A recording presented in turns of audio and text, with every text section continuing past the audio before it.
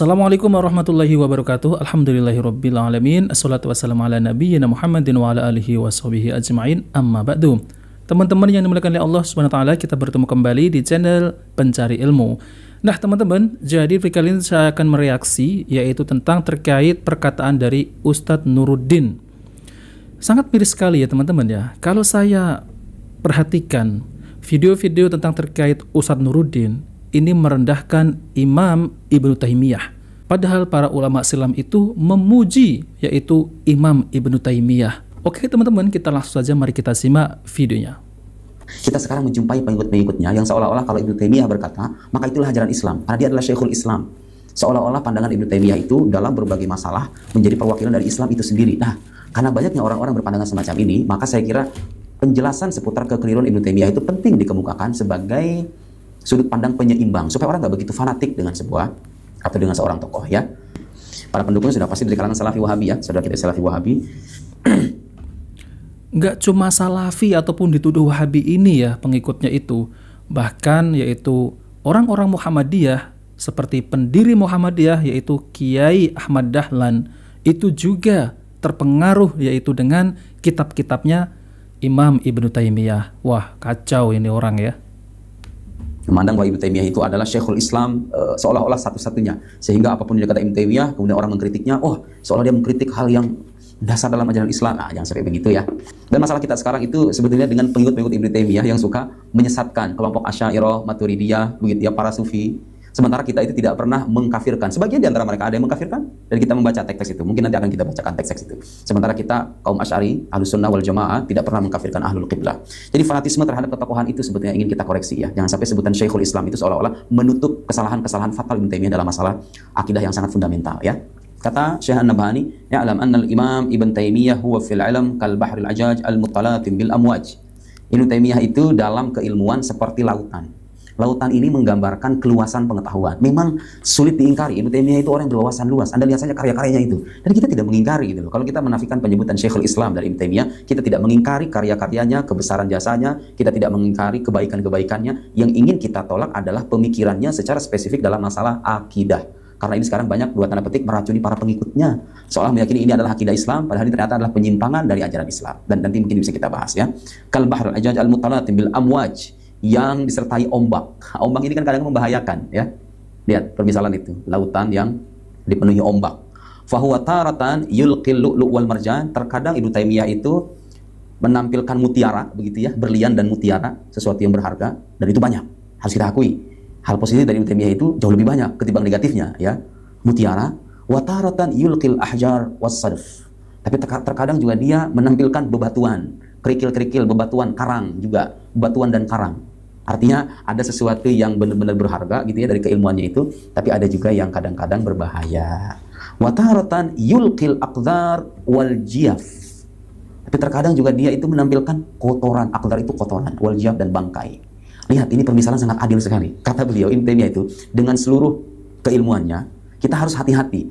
Dia itu kadang ngasih mutiara, kadang-kadang ngasih bebatuan. Artinya kalau bebatuan ini sifatnya biasa aja mungkin ya, nggak begitu bahaya banget, nggak istimewa banget begitu ya.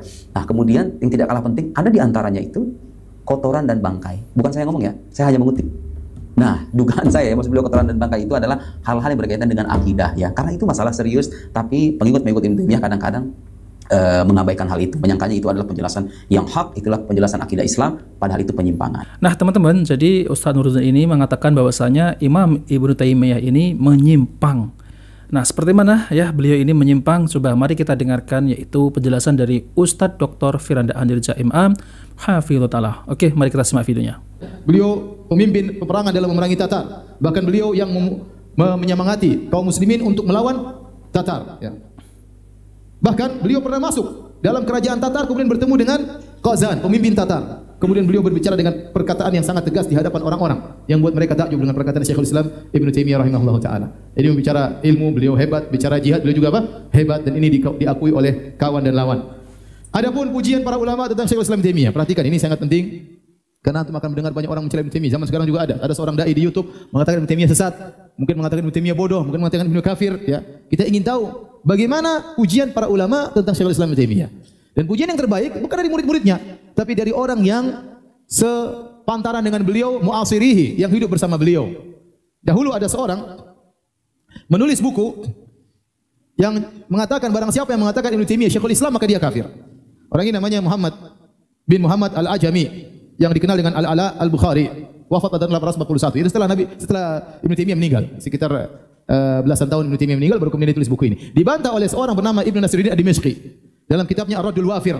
Buku ini membantah orang ini dan menukil pujian para ulama terhadap Syekhul Islam Ibnu Taimiyah rahimahullahu taala yang para ulama itu hidup sezaman dengan Ibnu Taimiyah atau meninggal setelah Ibnu Taimiyah tidak jauh. Ya. Saya akan bacakan pujian para ulama tentang Ibnu Taimiyah rahimahullahu taala. Di antaranya perkataan Ibnu Sayyidin Nas, penulis buku Uyunul Athar fil Maghazi wa Syama'il wa Siyar. Buku ini sekarang dicetak dan tebal tentang sirah ya. Beliau berkata, beliau wafat 734. Ibnu Taimiyah wafat tahun berapa? 728. Jadi sempat ketemu dengan Ibnu Taimiyah rahimahullah taala. Beliau berkata, "Alfaituhu," ini yang bicara ulama ya, ulama yang masyhur di zaman tersebut. Kata beliau, "Alfaituhu mimman adraka minal ulumi hadzan." Aku dapati adalah orang yang mendapati bagian besar dalam ilmu. Wa kada an yastawiba sunan wal athar hifdzan, dan hampir beliau menghafal seluruh hadis-hadis dan athar. Hampir seluruh hadis-hadis dan athar beliau hafal. Hadis berapa ribu? Ya, banyak. Athar berapa ribu? In takallama fi tafsir fa huwa hamilu rayati. Kalau dia bicara tentang tafsir, maka dia pemegang bendera tafsir. Itu sangat hebat kalau bicara tentang tafsir. Au afta fil fiqhi fa huwa mudriku ghayatihi. Kalau dia berfatwa tentang fikih, maka dia tahu tentang ujung-ujung fikih dia ngerti, tentang puncak fikih dia ngerti. Au dzakara fil hadits fa huwa sahibu ilmihi wa dhu riwayatihi. Kalau dia bicara tentang hadis, maka dia adalah ahli hadis dan dia ahli riwayat tentang hadis. Au hadhara bil milal wa nihal. Kalau dia berceramah tentang al milal wa nihal, tentang firqah-firqah, tentang agama-agama, tentang aliran-aliran, lam yura awsa min nihlatihi fi dzalik, maka tidak diketahui ada orang yang lebih luas ilmunya daripada beliau tentang hal ini. Wala fa min dirayatihi, dan tidak ada yang diketahui lebih tinggi ilmunya mendalam lebih daripada beliau. Baraza fi kulli fannin ala abna'i jinsihi. Beliau unggul dalam segala bidang ilmu dibandingkan orang-orang yang sejenis beliau. Walam tara ainu man ra'ahu mithlahu. Dan tidak ada orang yang pernah melihat beliau melihat orang seperti beliau. Wala ra'at ainuhu mithla nafsi, bahkan dia tidak pernah melihat orang seperti dirinya. Ini pujian yang luar biasa. Jadi orang yang pernah melihat beliau tidak pernah melihat orang seperti beliau saking hebatnya. Dan dia sendiri Ibnu Taimiyah tidak pernah melihat orang sehebat dia. Ini yang ngomong siapa? Ngomong seorang yang menemui Syekhul Islam Ibnu Taimiyah rahimahullah taala, ulama di zamannya, ya. Kemudian contohnya perkataan Az-Zahabi rahimahullah. Ya, punya ma'ruf madzhab Syafi'i, punya buku-buku terkenal. Apa kata beliau? Huwa akbaru min an yunabbiha mithli ala nu'utihi. Dia terlalu agung untuk menjelaskan tentang sifat-sifatnya orang seperti aku. Aku ini tidak pantas untuk menjelaskan sifat-sifatnya. Falahu liftu baina rukni wal maqam la halaftu anni ma ra'aitu bi aini mithlahu. Kalau saya disuruh sumpah, saya akan bersumpah di antara rukun Yamani, di antara Hajar Aswad dan Maqam Ibrahim, saya akan bersumpah mataku tidak pernah melihat orang seperti dia. Wala wallahi ma ra'ahu mithlu nafsihi fil ilm. Dan demi Allah dia sendiri tidak pernah lihat orang berilmu seperti dirinya. Saya berani bersumpah akan hal tersebut. Kata siapa? Az-Zahabi. Ya akhi, ini yang ngomong bukan orang bahlul ya. Ini ngomong apa? Az-Zahabi yang punya buku banyak tebal. Punya Siyar Alam Nubala, ente cari terjemah siapa saja di situ. Dari nabi, sahabat semua sampai orang-orang zaman beliau, semua ditulis tentang jarah wa ta'dil dengan semuanya. Kemudian beliau berkata, qara al-Qur'ana wal fiqh wa nadhara wa sadalla wa huwa dunal bulugh. Beliau selesai baca Quran, beliau ahli fikih, beliau berdebat dan beliau berdalil padahal beliau belum dewasa. Padahal belum apa? Belum dewasa. Bara'a fil ilmi wa tafsir, muncul hebat dalam ilmu dan tafsir. Wa afta wa darrasa wa lahu nahul 20. Beliau sudah berfatwa dan beliau sudah resmi mengajar padahal umur beliau baru sekitar 20 tahun. Wa sannafa at-tasanif wa sara min akbaril ulama fi hayati syuyukhihi. Maka beliau menulis buku-buku, jadilah beliau menjadi ulama besar padahal guru-gurunya masih hidup. Dia langsung bisa menyamai guru-guru beliau. Beliau puji banyak sekali ya.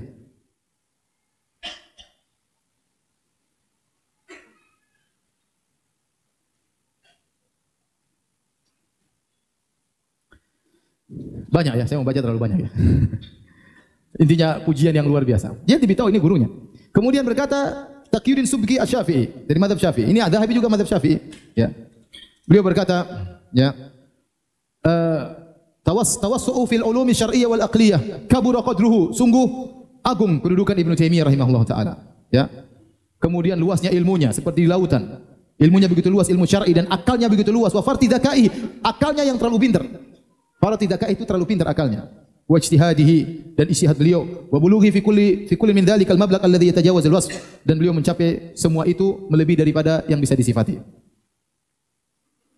Beliau berkata lagi, wa qadruhu fi nafsi a'dham min dzalika wa ajal, dan kedudukan Ibnu Taimiyah di hatiku lebih agung dan lebih mulia daripada yang saya sebutkan. Ma'ama jama'allahu lahu minaz zahada. Selain ilmu ternyata beliau sangat zuhud, sangat wara, ahli agama, nusratil haq wal qiyam fihi, la li ghardin siwahu, dan beliau menolong kebenaran dan tegak membela kebenaran. Tidak ada tujuan beliau kecuali itu.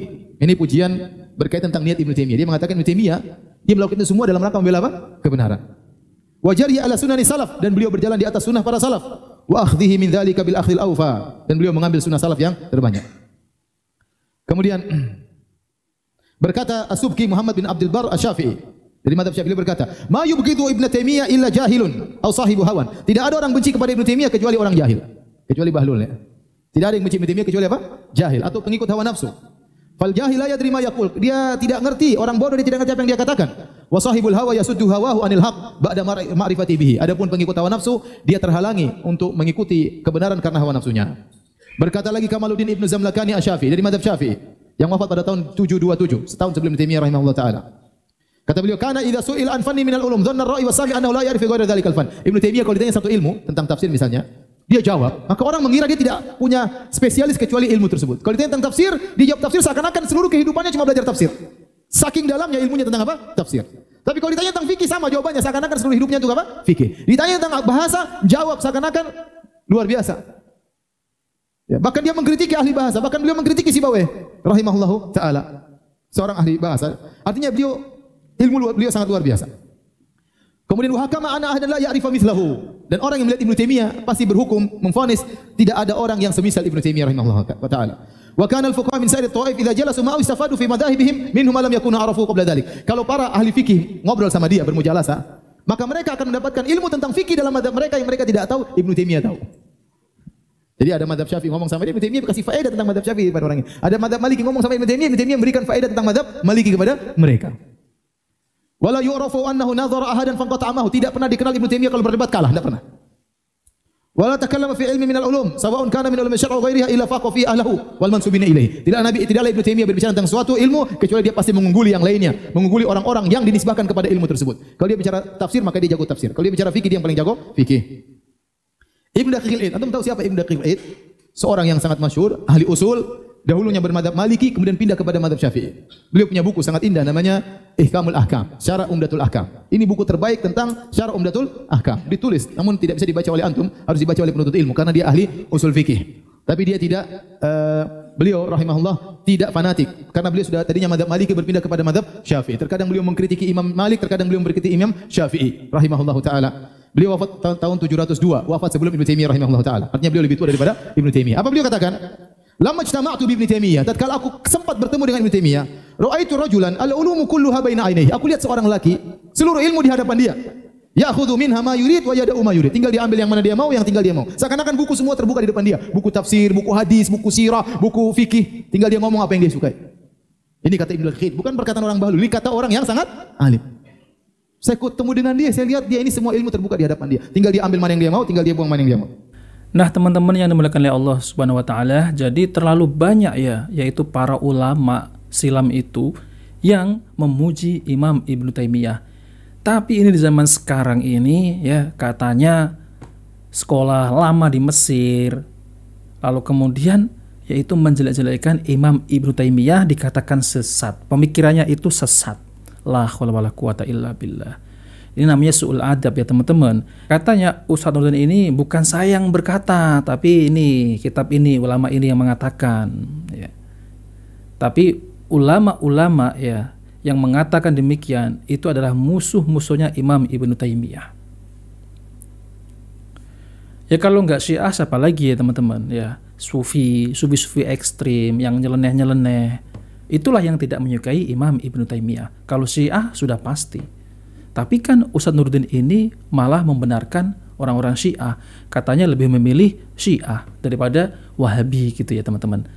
Nah oke teman-teman, itu saja yang saya sampaikan. Jika video ini bermanfaat, jangan lupa like dan subscribe di channel Pencari Ilmu. Wabil taufiq wal hidayah. Wassalamualaikum warahmatullahi wabarakatuh.